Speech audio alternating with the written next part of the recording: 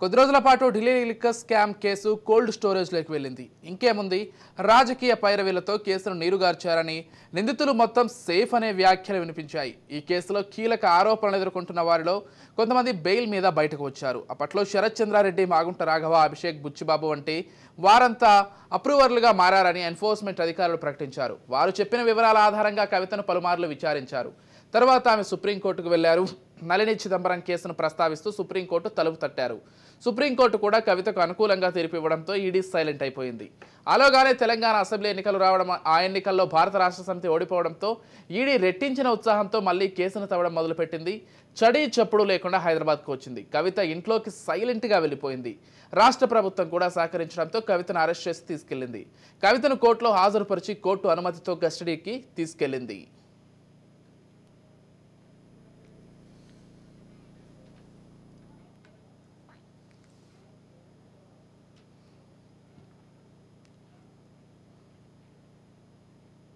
ED గత కొద్ది రోజులుగా ఆమెను విచారిస్తోంది. తన అరెస్ట్ అక్రమం అంటూ కవిత పిటిషన్ దాఖలు చేసింది. ఆ తర్వాత వెనక్కి తీసుకుంది. ఆమెను జైలు నుంచి విడుదల చేసేందుకు కేటీఆర్ రకరకాల ప్రయత్నాలు చేస్తున్నారు. అయినప్పటికీ ఉపయోగం లేకుండా పోతోంది. కపిల్ సిబాల్ లాంటి న్యాయ కోవిధులు ఈ కేసును విచారిస్తున్నప్పటికీ కవితకు ఉపశమనం లభించడం లేదు. మరోవైపు విచారణలో కవిత ఏం చెబుతారనే విషయాలను ఈడీ గోప్యంగా ఉంచుతోంది. సాధారణంగా ఇలాంటి విచారణ సమయంలో ఎన్ఫోర్స్మెంట్ అధికారులు మీడియాకు లీకులు ఇస్తారు. కానీ కవిత విచారణలో అలాంటివేమీ చేయడం లేదు. మనీ లాండరింగ్ కేసులో ఆమెను అరెస్ట్ చేసిన నేపథ్యంలో అప్పట్లో ఆమెకు బెయిల్ వచ్చే అవకాశాలు లేవని చర్చ జరుగుతోంది. మరోవైపు విచారణలో కవిత చెప్పిన వివరాల ఆధారంగానే ఢిల్లీ ముఖ్యమంత్రి అరెస్ట్ జరిగిందని తెలుస్తోంది.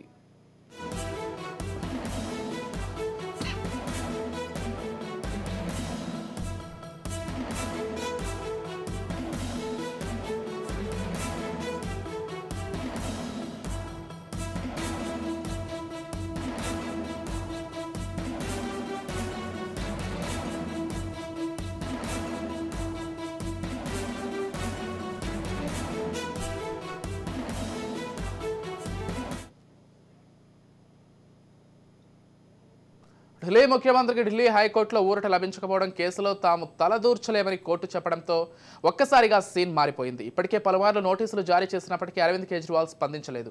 పైగా ఎన్ఫోర్స్మెంట్ అధికారుల పనితీరును విమర్శించారు. ఆ విభాగానికి రాజకీయ రంగు పులిమే ప్రయత్నం చేశారు. అయినప్పటికీ ఎన్ఫోర్స్మెంట్ అధికారులు వెనకడుగు వేయలేదు. అత్యంత పకడ్బందీగానే అరవింద్ను అరెస్ట్ చేశారు. వాస్తవానికి ఒక రాష్ట్ర ముఖ్యమంత్రిని అరెస్ట్ చేయాలంటే చాలా వరకు బందోబస్తు ఏర్పాటు చేయాలి. కానీ ఎన్ఫోర్స్మెంట్ అధికారులు పూర్తిగా కేంద్ర బలగాల సహాయంతో అరవింద్ కేజ్రీవాల్ను అరెస్ట్ చేశారు. వారు భద్రత కల్పిస్తున్న రౌస్ అవెన్యూ కోర్టుకు తరలించారు.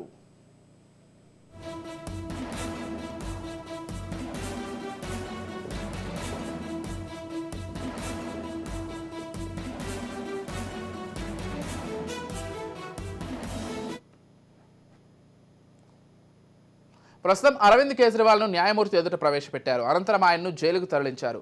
కాకపోతే ఇప్పటికే ఈ కేసులో ఢిల్లీ ఉప ముఖ్యమంత్రి మనీష్ సిసోడియా జైలు శిక్ష అనుభవిస్తున్నారు. మన దేశంలో ఒక కుంభకోణానికి సంబంధించి ముఖ్యమంత్రి, ఉప ముఖ్యమంత్రి జైలుకు వెళ్లడం ఇదే మొదటిసారి. కాగా అరవింద్ను అరెస్ట్ చేసిన నేపథ్యంలో ఢిల్లీ, పంజాబ్, గుజరాత్, గోవా రాష్ట్రాల్లో అల్లర్లు చెలరేగకుండా కేంద్ర భద్రతా దళాలు బందోబస్తు నిర్వహిస్తున్నాయి.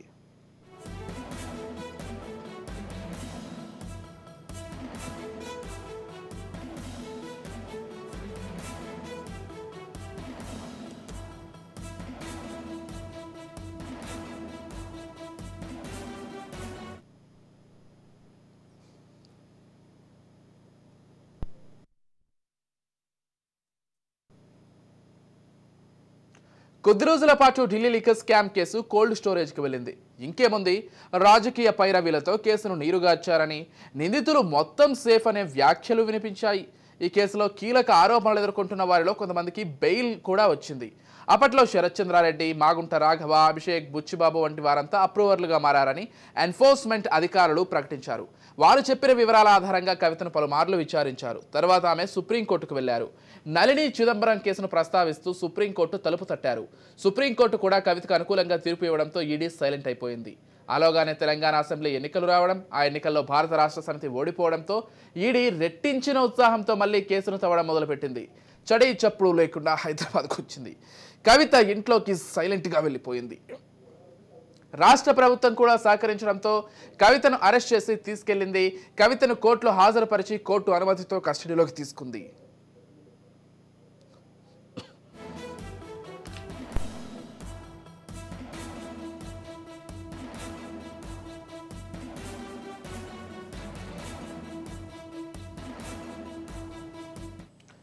గత కొద్ది రోజులుగా ఆమెను విచారిస్తోంది.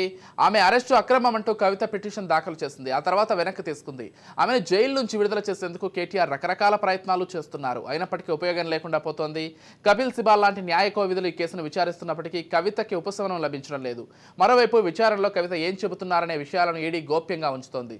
సాధారణంగా ఇలాంటి విచారణ సమయంలో ఎన్ఫోర్స్మెంట్ అధికారులు మీడియాకు లీకులు ఇస్తారు.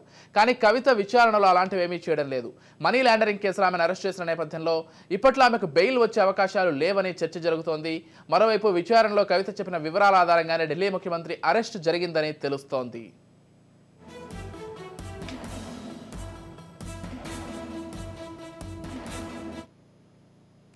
ఢిల్లీ ముఖ్యమంత్రికి ఢిల్లీ హైకోర్టులో ఊరట లభించకపోవడం, కేసులో తాము తలదూర్చలేమని కోర్టు చెప్పడంతో ఒక్కసారిగా సీన్ మారిపోయింది. ఇప్పటికే పలుమార్లు నోటీసులు జారీ చేసినప్పటికీ అరవింద్ కేజ్రీవాల్ స్పందించలేదు. పైగా ఎన్ఫోర్స్మెంట్ అధికారుల పనితీరును విమర్శించారు. ఆ విభాగానికి రాజకీయ రంగు పులిమే ప్రయత్నమూ చేశారు. అయినప్పటికీ ఎన్ఫోర్స్మెంట్ అధికారులు వెనకడుగు వేయలేదు. అత్యంత పకడ్బందీగానే అరవింద్ను అరెస్ట్ చేశారు. వాస్తవానికి ఒక రాష్ట్ర ముఖ్యమంత్రిని అరెస్ట్ చేయాలంటే చాలా వరకు బందోబస్తు ఏర్పాటు చేయాలి. కానీ ఎన్ఫోర్స్మెంట్ అధికారులు పూర్తిగా కేంద్ర బలగాల సహాయంతో అరవింద్ కేజ్రీవాల్ని అరెస్ట్ చేశారు. వారు భద్రత కల్పిస్తుండగా రౌస్ అవెన్యూ కోర్టుకు తరలించారు.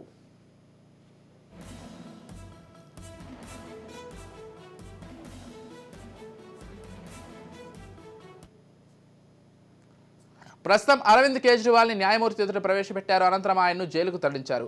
కాకపోతే ఇప్పటికే ఈ కేసులో ఢిల్లీ ఉప ముఖ్యమంత్రి మనీష్ సిసోడియా జైలు శిక్ష అనుభవిస్తున్నారు. మన దేశంలో ఒక కుంభకోణానికి సంబంధించి ముఖ్యమంత్రి ఉప ముఖ్యమంత్రి జైలుకు వెళ్లడం ఇదే మొదటిసారి. కాగా అరవింద్ను అరెస్ట్ చేసిన నేపథ్యంలో ఢిల్లీ, పంజాబ్, గుజరాత్, గోవా రాష్ట్రాల్లో అల్లర్లు చెలరేయకుండా కేంద్ర భద్రతా దళాలు బందోబస్తు నిర్వహిస్తున్నాయి.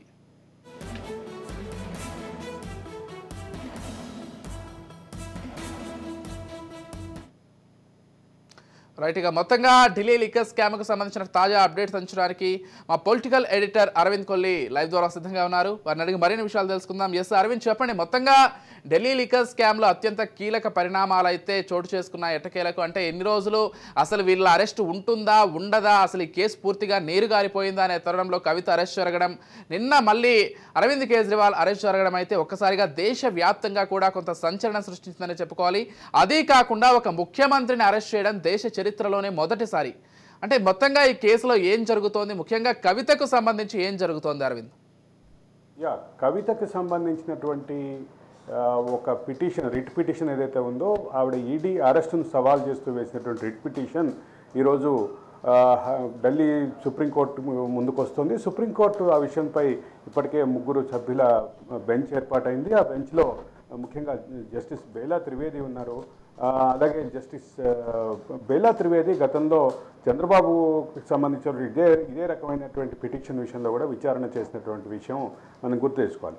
అయితే కవితకు సంబంధించిన అంశాలు, అప్డేట్స్ ఇలా ఉంటే, ముఖ్యంగా ఈ కేసుకి సంబంధించి కేసు మొదలైన నాటి నుండి అన్ని విషయాలు, అన్ని అంశాలు, అన్ని వివాదాలు కవిత చుట్టే తిరుగుతున్నాయి.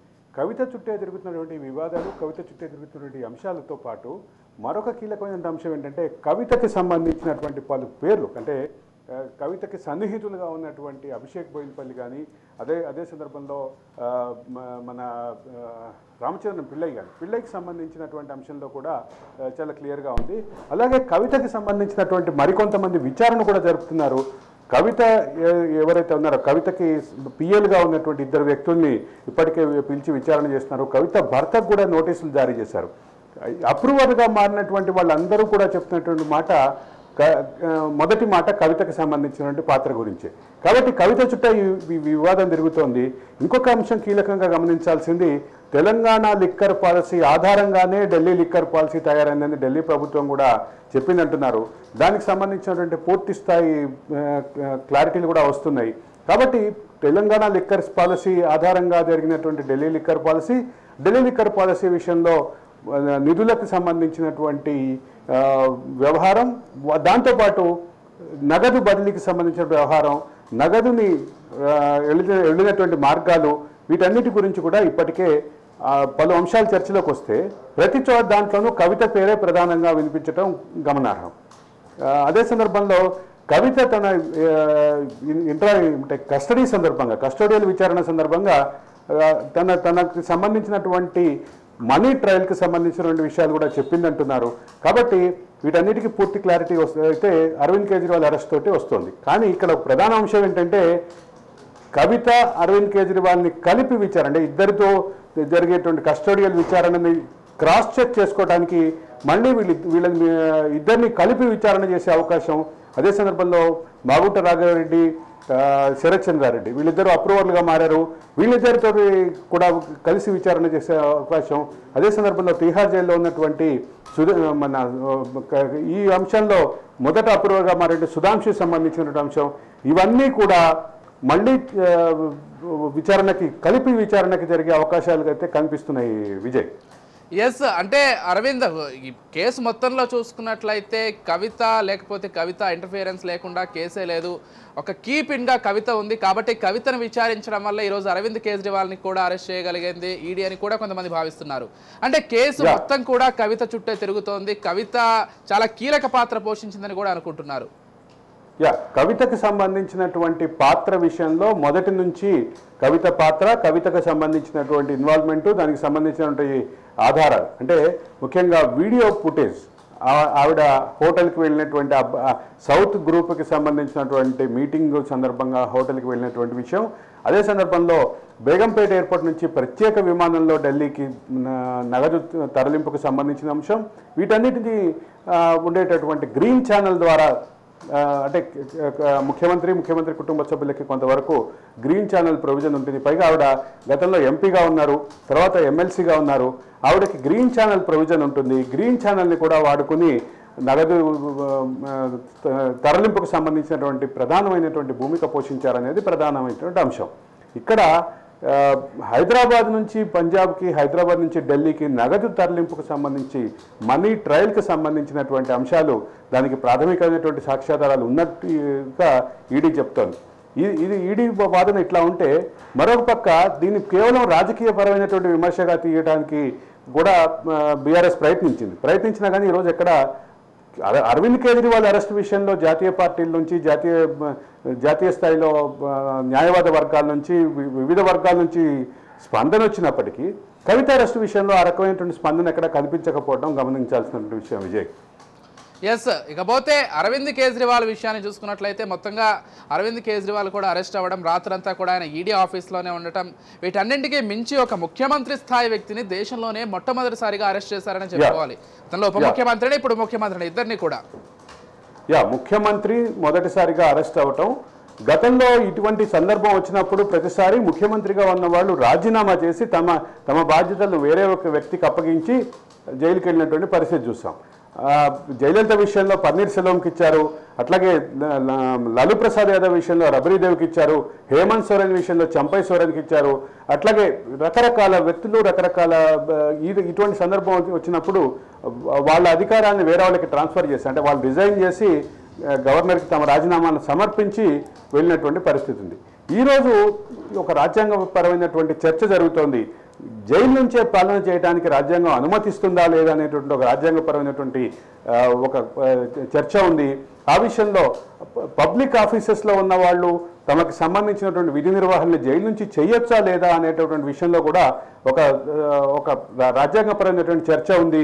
దీని విషయంలో రాజ్యాంగం ఏం చెప్తుంది అనే విషయంలో కొంత క్లారిటీ లోపించింది, కొంత గందరగోళం ఉంది. కాబట్టి అరవింద్ కేజ్రీవాల్ రాజీనామా చేస్తారా, రాజీనామా చేస్తే ఆ బాధ్యత ఎవరికి ఇస్తారు అనేటటువంటిది కూడా ప్రధానమైనటువంటి విషయం. ముఖ్యంగా రాజకీయంగా ఆమ్ ఆద్మీ పార్టీలో, ఢిల్లీ ఆమ్ ఆద్మీ పార్టీలో 1, 2, 3 ప్లేస్లో ఉన్న ముగ్గురు కూడా ఈరోజు జైల్లో ఉన్నటువంటి పరిస్థితి. నెంబర్ 1 అరవింద్ కేజ్రీవాల్ మరి కాసేపట్లో జైలుకి వెళ్ళబోతున్నారు, లేదా ఆయన రిమాండ్ రిజెక్ట్ చేస్తే తప్ప ఆయన జైలుకి వెళ్ళక తప్పగేటటువంటి పరిస్థితి. రెండవది మనీష్ సిసోడియాకి సంబంధించినటువంటి నెంబర్ 2గా ఉన్నారు. అట్లాగే సత్యేందర్ జైన్ నెంబర్ 3 పొజిషన్లో ఉన్నారు. వీళ్ళు ముగ్గురే ఆమ్ ఆద్మీ పార్టీలో కీలకమైనటువంటి వ్యక్తులు.